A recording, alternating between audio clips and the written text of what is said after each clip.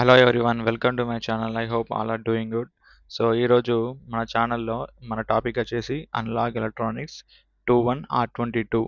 So ఈ analog electronics నేను important topics highlight చేశాను. సో మనకి టైం కూడా ఎక్కువగా లేదు కాబట్టి నేను హైలైట్ చేసినవి మాత్రమే మీరు చదువుకొని వెళ్ళండి. మీరు ఈజీగా మీరు పాస్ అయిపోతారు, గ్యారంటీ. మీరు పక్కా నేను హైలైట్ చేసిన టాపిక్స్ చదువుకోండి, మీరు పక్కా పాస్ అయిపోతారు.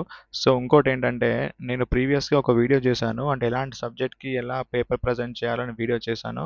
సో ఆ వీడియో చూసిన తర్వాత ఇది మీరు చూడండి, నేను అది కింద డిస్క్రిప్షన్లో ఇస్తాను, ఆ వీడియో చూడండి.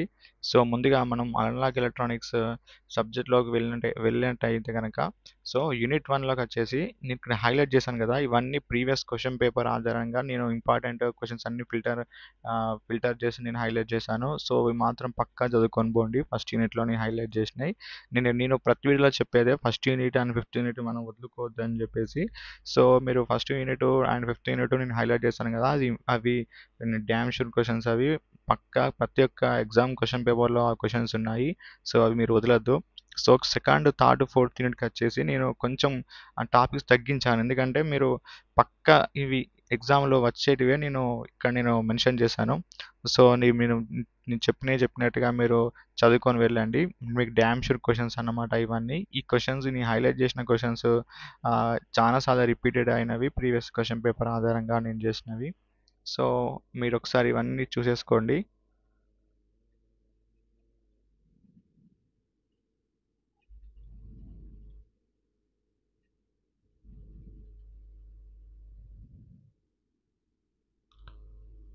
So thank you for watching. నా వీడియో నచ్చినట్టయితే లైక్ చేయండి, షేర్ చేయండి, సబ్స్క్రైబ్ చేయండి. అండ్ డౌట్ ఉంటే కామెంట్ చేయండి.